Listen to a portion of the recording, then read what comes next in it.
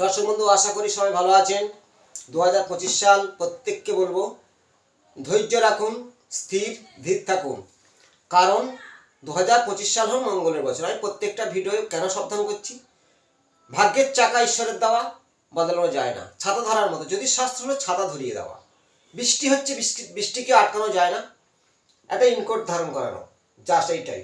ঈশ্বরের প্রতি মতি রাখাই সবথেকে বেস্ট।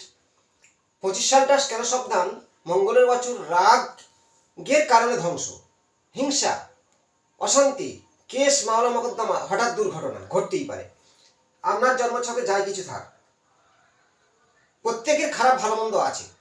সবথেকে গুরুত্বপূর্ণ হলো আপনার বাস্তু।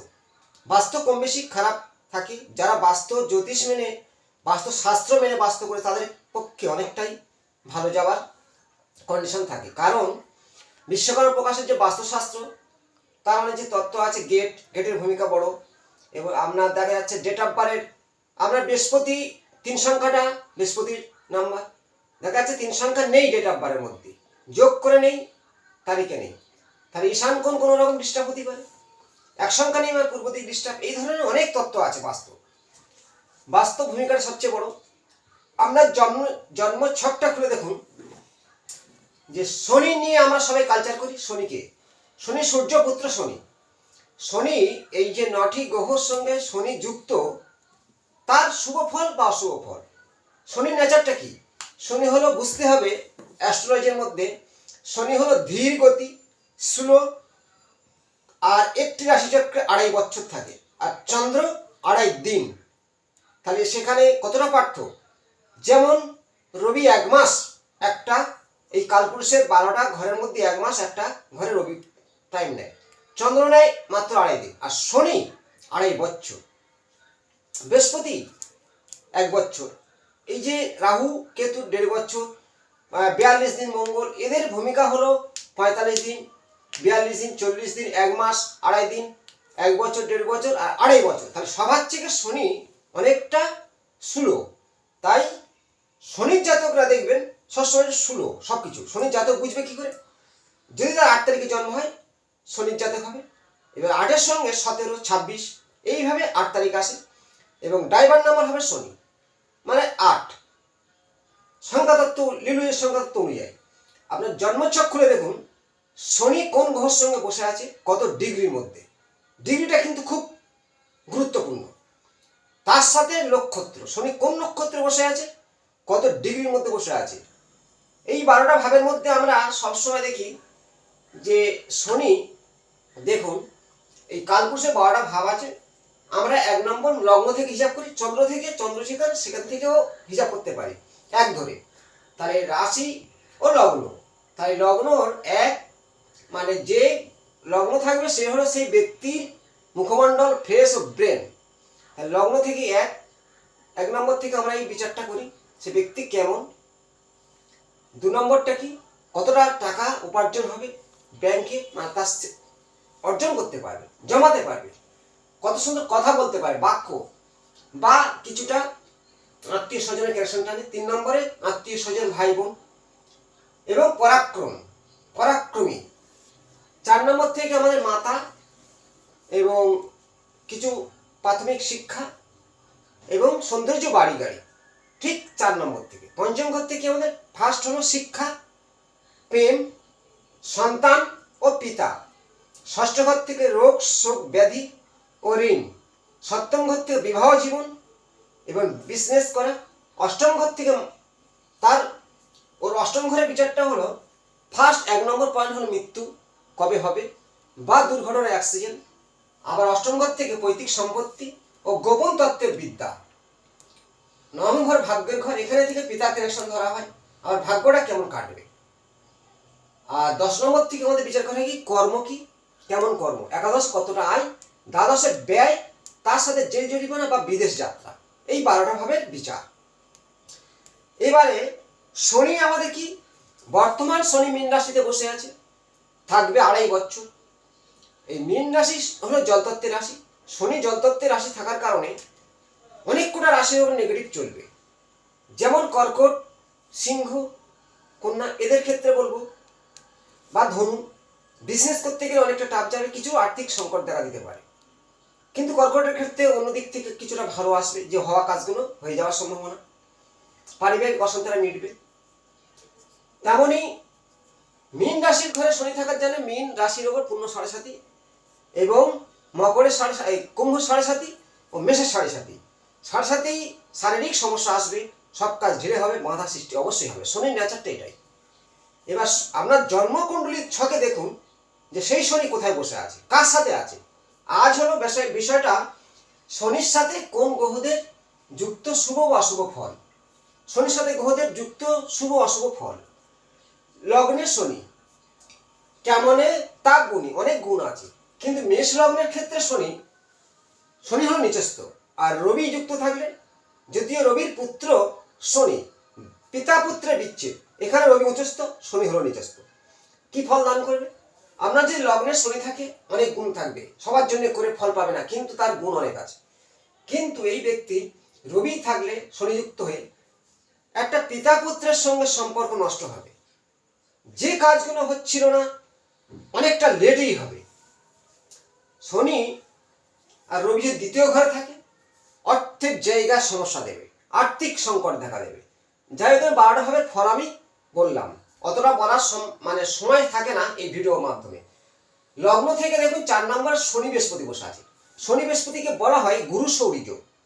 দুজন শিক্ষক এক জায়গায়, গুরু ও শনি হলো শিক্ষক আর গুরু মানে শিষ্য। এইভাবে গুরু সৌরী যোগে শিক্ষার হার বাড়ায়, কিন্তু 4 নম্বর ঘরে থাকে মাতার কষ্ট অনিবার্য হবে। আর কর্কট রাশির যদি ঘর হয়ে থাকে এখানে বৃহস্পতি উচ্চস্থ, শনি কিন্তু নিচস্থ, এখানে একটা ভালো ফল পেতেই পারে। এবার দেখা যাক লগ্নের সপ্তমে তুলা রাশির ঘর, শনি আছে রবি যুক্ত হয়ে। তুলা রাশিতে শনি কিন্তু বলবান, শক্তিশালী, উচ্চস্থ, আর রবি হচ্ছে নিচস্থ। এখানে রবি নিচস্থ থাকে। লগ্নের সপ্তমে রবি অমিল যোগ, একাধিক বিবাহ করায়। শনি থাকলে বিবাহ দেরিতে হবে, কিন্তু শিক্ষা অর্জন করবে, এটাই নিয়ম। কিন্তু পাপগ্রহ সপ্তম ঘরে থাকলে বিবাহ যেমন সুখ হয় না, রাহু কেতু থাকলে হবে সেই একই ব্যাপার। আপনার লগ্ন যেখানে থাক শনি কোন ঘরে বসে আছে, কোন গ্রহের সাথে। এবার আমি সঠিক জিনিসটাই চলে আসি। শনির সাথে গ্রহদের যুক্ত ফল, যদি শনি রবি থাকে যে কোনো ঘরে থাকুক, আপনার পিতার সঙ্গে সম্পর্ক নষ্ট হবে, মাথার চোখে রোগ আসতে পারে। যদি 6, 8, 12 ভাবে বসে, শনির সাথে চন্দ্রযুক্ত আছে, এই 12টা ঘরের মধ্যে আমি বলছি শনি চন্দ্রযুক্ত যে কোনো ঘরে বসে থাকুক, আপনার জীবনে একটা বিষ যোগ সৃষ্টি হবে। শনি রবি বিষ যোগ, এবং ছন্ন ছাড়া আমি স্টাফে বলি কেন, স্বামী ও স্ত্রীর মধ্যে একটা দূরত্ব করাবে। যদি এই শনি আর চন্দ্র সপ্তম ঘরে বসে, পঞ্চম ঘরে বসে ও ষষ্ঠ ঘরে বসে, আপনার জীবনে স্বামী স্ত্রীর মধ্যে দিবস পর্যন্ত হতে পারে। এবং শনিচন্দ্র যে কোনোভাবে বসলে আপনার স্বামী স্ত্রীর মধ্যে জাস্ট দূরত্ব। আর যদি সপ্তমে বসে, অষ্টমে বসে, ষষ্ঠে বসে বা চতুর্থে বসে, পঞ্চমে বসে, তাহলে প্রেমের ক্ষেত্রে বাধা, সন্তানের ক্ষেত্রে হানিকারক, স্বামী স্ত্রীর মধ্যে দূরত্ব, দিবস পর্যন্ত হওয়ার সম্ভাবনা। শনি ও চন্দ্র, শনি নক্ষত্র চন্দ্র বা চন্দ্রের নক্ষত্র শনি সেই একই ফল দান করবে। যদি ডিগ্রি খুব কাছাকাছি থাকে সেই ফলটা পাবেন, যদি অনেকটা দূরত্ব থাকে তাহলে সেই ফলটা পাবেন না। ডিগ্রিটা দেখার অনেকটাই গুরুত্ব। এবার শনি বৃহস্পতি বললাম গুরু সৌরী যোগ, এটা নিষ্ফল নয়, দেরিতে ফল পাবেন, কিন্তু শিক্ষা অর্জন তারা করবে। এই শনি আর বৃহস্পতি একত্রে থাকলে শিক্ষা অর্জন করায়, দেরিতে সবকিছু ভাগ্য করে, ভয় পাবার কোনো কারণ নেই। যদিও তার ঘরের ভাব অনুযায়ী ফল, আমি বললাম 12টা ভাবে কোন ভাবে বসে আছে সেইভাবে তেমনই ফল দেবে। দেখুন এই শনি আর শুক্র, শনি শুক্র খুবই ভালো যুক্ত একটা ফল দেয়, কারণ মিত্রতা। এই শনির সাথে শুক্র যদি আপনার ভাব বিচারে ঘর দেখতে হবে কোন ঘরে বসে আছে, কার ঘর। যদি শনি শুক্র মকর রাশির ঘর, কুম্ভ রাশির ঘর বা তুলা রাশির ঘর, আপনি ভালো যথেষ্ট ফল পাবেন, কারণ শুক্রর সঙ্গে শনি একটা মিত্রতা আছে। কিন্তু শনি আর শুক্র একটা যদি অষ্টমে থাকে, ষষ্ঠে থাকে বা দ্বাদশে থাকে, শারীরিক সমস্যা আসতে পারে, লোহার বয়সে কোনো রোগ ব্যাধি হতে পারে। এই শনি ও বুধ, শনি বুধের সাথে থাকলে নার্ভের কোনো সমস্যা আসার সম্ভাবনা আছে। যদি রবির দৃষ্টি পড়ে, দৃষ্টির একটা কানেকশন থাকবে, সব বিচারটা অনেকটা গুরুত্ব, কিছুটা কানেকশন দিয়ে যাচ্ছে। শনি বুধ ভালো পজিশন দেয়, শিক্ষাগত যোগ্যতার সাপোর্ট, চাকুরির সাপোর্ট শনি বুধ দিয়ে থাকে। ষষ্ঠ ঘর এবং পঞ্চম ভাব, নবম ভাব বা একাদশ ভাব কানেকশনগুলো দেখতে হবে। শনির সাথে রাহু, শনি কিন্তু শনির ইশারায় রাহু নেচারটা ঠিক তেমন, রাহু আর শনির কানেকশনটা একই হয়। শনি রাহুযুক্ত হলে আপনার নিকট আত্মীয়র সাথে একাদশে বসে আছে বা তৃতীয় ঘরে বসে আছে, আপনার কোনো মানে নিকট আত্মীয় বা নিজের ঠাকুরদা বা ঠাকুমার সেই বংশের লাইন্সের কোনো সমস্যা হতেই পারে, লোহার রোগ হতে পারে। শনির সঙ্গে রাহু থাকলে মূত্রজনিত রোগ, গোপনীয় রোগ হবার সম্ভাবনা প্রবল থাকবে শনি রাহুর সাথে।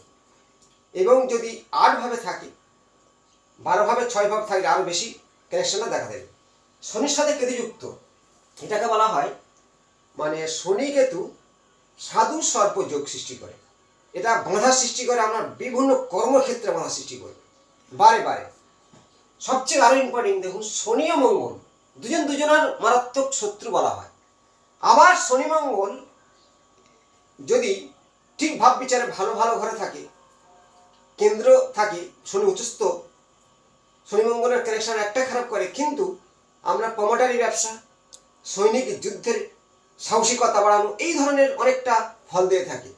এই শনির সাথে মঙ্গল অনেকটা অর্থের সাপোর্ট দেয়। কিন্তু এখন শনি মঙ্গল যদি আপনার অষ্টম ঘরে বসে, এই যে অষ্টম ঘর, লগ্নের অষ্টমে, আমি এখানে মেষ লগ্ন দিয়েছি, আপনার যে কোনো লগ্ন হোক, সেখান থেকে যদি কর্কট লগ্ন হয় তাহলে এখানে কুম্ভ রাশির ঘর, এখানে অষ্টম ঘর হবে।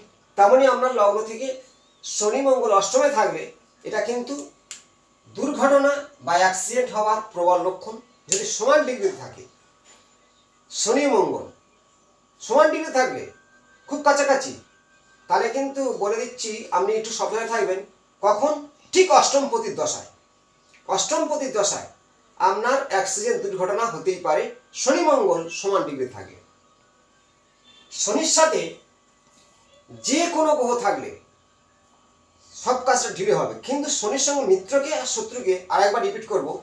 শনির প্রবল শত্রু হলো মঙ্গল, শনির শত্রু হলো চন্দ্র। এই যে শনি রবির সাথে খুব শত্রুতা, শনির সাথে চন্দ্রের খুব শত্রুতা, কিন্তু চন্দ্র কারো শত্রু নয়। কারণ শনি চন্দ্র, এই শনি আর চন্দ্র আপনার যদি, এই শনি আর চন্দ্র যদি আপনার কোনো রকমে বিবাহ ঘরে বা সপ্তম ঘরে বসে, তাহলে আপনার জীবনে অনেকটা সমস্যা দেবে। শনি চন্দ্র দ্বাদশে ঘরে বসে, আপনার জীবনে ঘাত প্রতিঘাত আনবে। শনি চন্দ্র যদি ষষ্ঠ ঘরে বসে, লগ্নের 6 নম্বর ঘরে, আপনার জীবনে বারবার রোগ শোক ব্যাধি সৃষ্টি হয়ে যাবে। আমি কিছুটা শনি নিয়ে গ্রহদের যুক্ত ফল বলতে গেলে 1 ঘন্টায় শেষ হয় না, কিছুটা দিলাম, আপনারা বিচার করে দেখুন আপনার শনিচন্দ্র কোন ঘরে আছে, তেমনই ফল পাবেন। পরবর্তী নতুন তথ্য নিয়ে আসবো, শেয়ার করুন, ভালো থাকুন, নমস্কার।